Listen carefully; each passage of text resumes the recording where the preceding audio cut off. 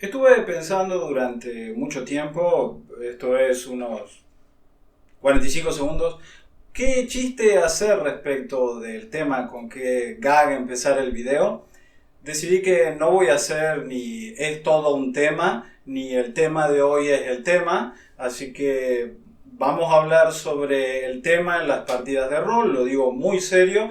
Soy Franco, esto es Total Party Win.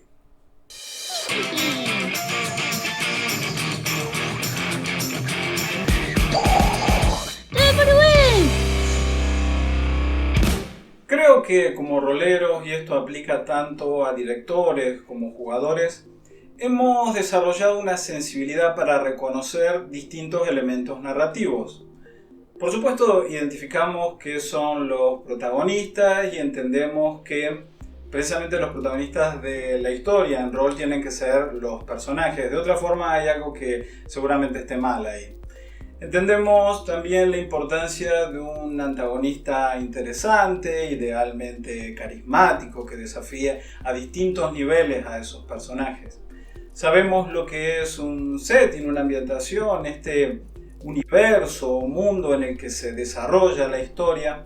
También conocemos, aunque más no sea de manera intuitiva, lo que es el tono de la historia que se está desarrollando. Si estamos buscando algo más solemne y por el contrario nos encontramos con una parodia, hay ahí una disonancia, algo que nos molesta.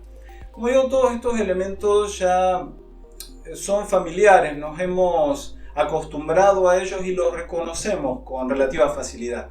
Sin embargo, creo que hay uno que está medio abandonado y ese es precisamente el tema. En términos de ficción, por ejemplo en cine, series o novelas, el tema refiere a esta idea que subyace en el argumento. Aquello que los creadores nos intentan decir, nos intentan transmitir, o como vamos a ver a veces puede existir alguna especie de tema que emerge, que no estaba concebido de antemano, pero que apareció allí. El punto, en definitiva, es que las historias no se tratan simplemente de lo que pasa.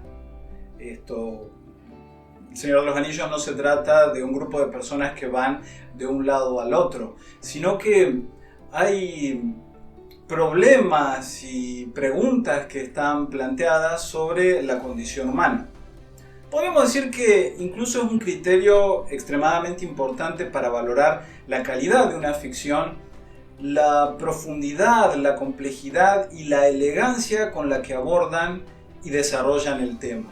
Aclaro además que me parece más interesante cuando el tema está planteado bajo la forma de una pregunta, un interrogante, cuando la ficción busca no aleccionarnos, sino darnos algo que pensar, algo para masticar. Pensemos por ejemplo en el anime, Neon Genesis Evangelion, lo dije bien esta vez, plantea la dificultad que tenemos los seres humanos para relacionarnos entre nosotros. ¿Es posible realmente conectar con otras personas o estamos condenados a vivir en soledad? ¿Esto es algo que está determinado por alguna deidad o es algo inherente a la condición humana? Psycho Pass es otro anime que versa sobre la manera en la que el Estado puede inmiscuirse y controlar todos los aspectos de la vida humana. Las preguntas allí son del estilo: ¿cuánto debemos ceder de control o de nuestra libertad para asegurarnos un mundo ordenado, un mundo que no esté arrojado al caos? Y después, ¿cómo podemos evitar que nuestro propio mundo se transforme en este paraíso totalitarista? También tenemos cosas como In Another World with My Smartphone, que trata de un pibe que está con su celular en otro mundo y tiene poderes mágicos. ¿Tiene alguna pregunta? Puede ser que el interrogante sea: ¿está bueno tener un harem de chicas moe? Más de uno te va a decir que sí. Más de uno me va a decir que sí, pero por Doctor. por distintas razones yo me voy a abstener de responder. Antes de empezar a grabar, Mari hacía una pregunta muy pertinente, me parece, que es: ¿realmente existe un tema en toda partida de rol? Ella lo ponía en estos términos abstractos, es un poco filosófica la pregunta, pero vale la pena plantearla. Si no es algo que un director o los jugadores se planteen, la existencia de un tema de antemano, ¿puede este emerger? Yo creo que sí. ¿Puede hacerlo a pesar de que no lo hayan planteado? Considero que en la medida en la que empiezan a aparecer conflictos y estos se resuelven de una u otra forma, podemos leer en retrospectiva un tema. Lo que de nuevo no significa que este guíe la historia o el desarrollo de los acontecimientos de la misma manera que lo haría en ficciones como las que mencionamos antes, libros o películas. En principio parece un planteo un poco elitista, snob, o en una expresión yankee que a mí me gusta mucho, como artsy-fartsy, así como medio arte pedorro. ¿Por qué habría de preocuparnos algo así como el tema si lo que queremos es tener una aventura, tirar unos dados y que pasen cosas espectaculares? ¡Que salpique la sangre! Que salpique la sangre.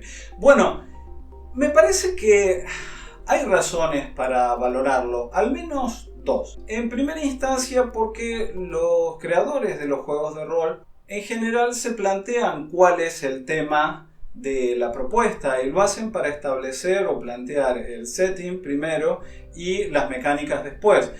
No necesariamente en ese orden, simplemente lo digo como orden de exposición. Y la segunda razón para volver la vista al punto del tema es que puede enriquecer mucho nuestras partidas si lo tenemos siempre en mente, si solo corremos el foco provisoriamente para ver qué es lo que pasa y luego volvemos a recordarnos, a refrescar cuál es ese tema central. Entonces, si me permiten, voy a insistir en este punto. Creo que no toda partida necesita tener algún planteo existencial de fondo. En el rol, a diferencia de una obra artística como las que referimos previamente, bueno equivale a divertido. Si todos nos estamos divirtiendo, la partida es buena, sin importar si tiene un tema interesante, si tiene un tema en absoluto, si las mecánicas están bien implementadas o es una hecatombe de dados. En la medida en que la gente que participa de una mesa la esté pasando bien, la partida es buena. Ahora bien, pasemos entonces al primero de los puntos que referí antes, que es el valor que, en términos de creación o de propuestas roleras, tiene el tema. Una de las editoriales que más en serio se lo ha tomado a esto ha sido White Wolf, con las líneas que todos conocemos: vampiro, hombre lobo, mago, changeling, wraith, demonio, momia, el juego ese que nadie jugó, cazador y... algunos seguro me estoy olvidando. Orfeo, pero tampoco se nos jugó. Pero ese no lo jugó nadie. No, nadie nos jugó eso. El tema del tema es que detrás de estas imágenes arquetípicas se esconden o radican problemas esencialmente humanos. Claro que Vampiro trata sobre criaturas de la noche y sus conflictos, pero en algún sentido está invitándonos a pensar sobre cómo vamos a abordar los problemas humanos de el hambre, las necesidades, la soledad, las jerarquías. Deberíamos apuntar a una aproximación extremadamente individualista o reunirnos para afrontar estos problemas, o por el contrario elegir la vía de la apertura y optar por alcanzar la Golconda. El hombre lobo nos muestra a seres que están atravesados, como nosotros, por fuerzas del caos, de la entropía, de la estasis, y que nos tienen en un estado de conflicto con la naturaleza, con lo que existe y por supuesto con otros individuos. Y nos llama a preguntarnos qué vamos a hacer frente a las dificultades que en términos planetarios se aparecen, en este caso el apocalipsis producido por el cambio climático. ¿Deberíamos reunirnos o simplemente atacar lo que entendemos como la raíz del problema con toda la violencia de la que dispongamos? Y si al hacerlo no estamos formando parte del mismo problema, por ejemplo con aproximaciones terroristas, aquello que destruye el mal o que apunta a erradicarlo de esa manera agresiva, ¿no sirve en última instancia al Wyrm? Creo que todas estas preguntas están en el juego y, como digo, refieren a nosotros, no a criaturas sobrenaturales, mitad humanas y mitad lupinos. Mago también versa sobre la manera en la que la realidad se define de manera política. El problema de los magos es cómo salir de un mundo que parece estancado, único, empobrecido.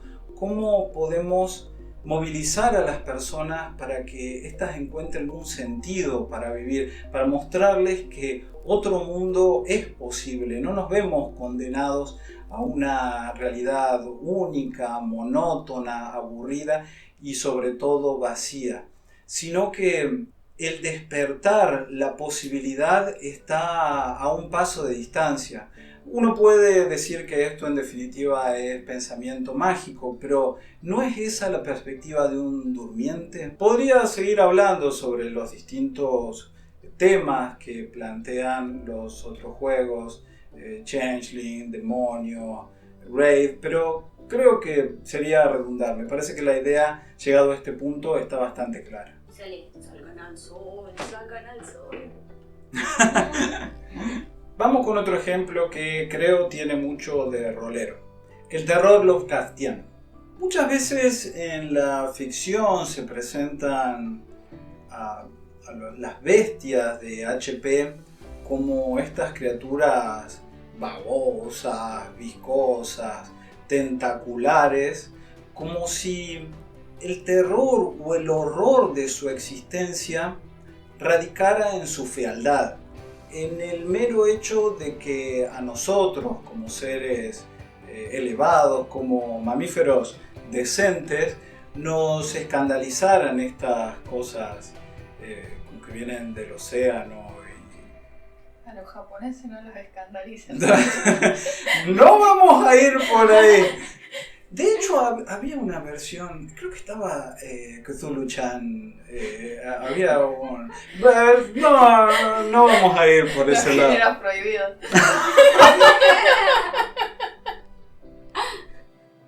No levantan el canal, chicas, no levantan el canal. Lo desmonetizan. No. Volvemos. Seguro que estas cosas, que estos bichos son feos, y ya sea porque son gigantescos, o porque son más pequeños que nosotros, o porque son humanoides, pueden resultar desagradables. Pero el terror, el verdadero abismo de locura no radica allí, sino en el hecho de que aparecen como un hueco en la comprensión humana. Su existencia, el hecho de que nos precedan durante más tiempo del que podamos comprender, el hecho de que quizá nuestra misma existencia se la debamos a ellos, el hecho de que somos como mojarras galácticas para ellos, no más que insectos para algunas de estas grandes criaturas, ahí radica el verdadero horror Lovecraftiano. Nuestra lógica, nuestra semántica no alcanza para describirlo. En ese sentido son inenarrables. Y eso es lo que viene a descentrarnos a nosotros del universo. La razón humana no alcanza para explicar estas criaturas.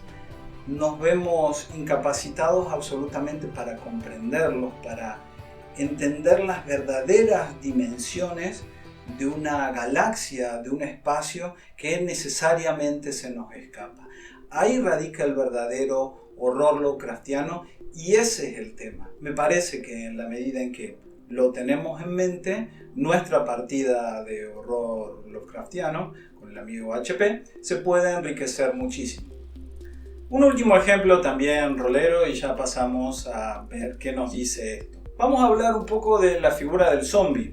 En términos arquetípicos, junguianos estoy hablando, y aprovecho para preguntar si les interesa que hable algo de arquetipos junguianos y su relación posible con el rol. ¡Sí! Ahí lo dejo. En términos arquetípicos, decía, la figura del zombie, un poco como la del fantasma, nos hablan de que los muertos no se quedan ahí en la tumba, sino que siempre vuelven con recuerdos, se nos aparecen en sueños y también en la culpa que sentimos por las cosas que les hicimos o fallamos en hacer para ellos. Ahora, ya hacia tiempos más posmodernos, donde vivimos nosotros, para bien y para mal, el zombie pasa a ser otra cosa. Sobre todo, uno podría marcar un punto de corte en la noche de los muertos vivientes. Y empieza a aparecer allí la cuestión de el peligro, la agresión entre las mismas personas,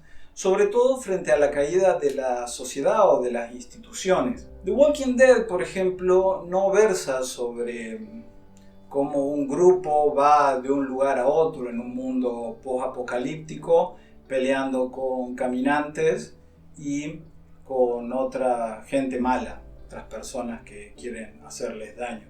Esa sería una pésima sinopsis. Sino que trata el tema de cómo le damos sentido a la vida frente a la destrucción de la civilización. ¿Qué hacemos? ¿Tiene sentido seguir viviendo bajo esas condiciones? La mera supervivencia ¿justifica una lucha constante día a día? ¿Vale la pena vivir como un individuo en condiciones prácticamente animales, matando a otros para sobrevivir un día más? ¿O realmente deberíamos apuntar a reconstruir esa sociedad? Y luego, ¿cómo no volver a cometer los errores que destruyeron a esa civilización previa? En definitiva, ¿es el hombre el lobo del hombre? ¿O podemos construir un mundo mejor en el que no estemos todo el tiempo agrediéndonos? ¿Cómo se podría hacer eso? Creo que en el fondo, y más allá de la pésima calidad de las últimas 14 temporadas, hay esa idea, ese planteo, ese tema de fondo.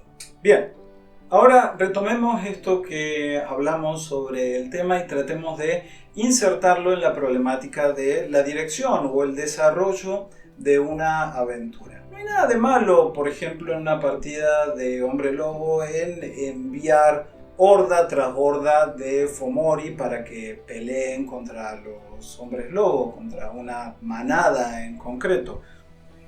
Ningún problema, el combate es entretenido. Pero si manejamos un conflicto, por ejemplo, a nivel de la tejedora, un planteo respecto de qué cosas hacemos que favorecen la estasis, hasta qué punto usar herramientas de la tejedora, que precisamente fue aquella que atrapó la responsable, según algunas versiones, de que el Wyrm se enloqueciera. ¿En qué medida, como digo, usar estas herramientas atentan contra lo que los Garou quieren conseguir? ¿Deberíamos rechazar cualquier instancia que nos lleve a la permanencia, estar en constante estado de cambio? ¿Qué nos dice eso sobre las tradiciones Garou, por ejemplo? Ese tipo de planteos me parece que puede lanzar de alguna manera la aventura a otra dimensión. En Mago, un buen antagonista puede ser perfectamente un villano de la tecnocracia que unió los desarrollos de Iteración X con los de los progenitores y se transformó en un mutante cyborg mucho más poderoso que estas dos, o que enemigos de estas dos facciones por separado. Puede ser un adversario interesante en términos de combate. Ahora, quizá en términos ideológicos, un adversario de nuevo orden mundial que realmente pretenda crear un mundo mejor para sus hijos y para sus nietos, que realmente desee una vida mejor para la humanidad, puede convertirse en un enemigo más interesante que desafía a los personajes ya no meramente en un terreno físico, que no está tampoco descartado eso, sino en uno ideológico que lo lleve a plantearse en qué medida están en lo correcto sus propias visiones sobre la ascensión y sobre, en definitiva, el universo en el que habitamos, su propia existencia. Sigo pensándolo desde este punto de vista de la perspectiva del director. Quizá puedan ayudarme en los comentarios a verlo como con un énfasis mayor en la parte que le corresponde a los jugadores. En términos lovecraftianos, como decía, los enemigos pueden ser cultistas y criaturas voladoras, pero si enfatizamos los límites de la comprensión humana, ese punto en el que la explicación científica se estalla y muere, la dimensión del miedo ya existencial, visceral, que pueden sentir los jugadores, puede ser mayor. Llevado a una partida de zombies, pensar en adversarios que desafíen respecto de su idiosincrasia, su posición en relación con el apocalipsis a los jugadores y no meramente criaturas que quieran comerlo, puede resultar en partidas muy interesantes. Pensemos en cómo muchos de los mejores antagonistas en The Walking Dead son precisamente humanos, como el gobernador o Negan. Espero no dejar la impresión de que estoy proponiendo alguna forma mejor de jugar o que estoy en contra de ciertas aproximaciones. Como todo lo que se hace en Total Party Win, es una invitación a reflexionar sobre cuáles son las maneras en las que jugamos y si hay otras posibilidades. En contraposición, puede ser que nos lleve a descubrir por qué nos gusta realmente la manera en la que jugamos. Sin más, los dejo con la pregunta: ¿es concebible algún tipo de partida sin un tema, sin que podamos ni siquiera formularlo en retrospectiva una vez que la aventura ya haya tenido lugar? Y además, ¿es deseable la formulación de un tema de manera previa a la aventura? Eso nos conduciría de alguna manera más o menos sutil a un railroading, como en calidad de directores, o con la colaboración de los jugadores sería posible abordarlo de manera madura. Los leo en los comentarios, y si les interesa como abordar la cuestión de cómo insertar un tema en nuestras partidas, también los leo, porque es un video que estaría muy interesado en hacer. Nos vemos. Después poner al final del video. Obvio. Y que sepan que Ella no sabe que hay al que final del otro Mari, video. ella no sabe que al final, que sepan que Mari me hace bowling diciéndome que me brilla la pelada.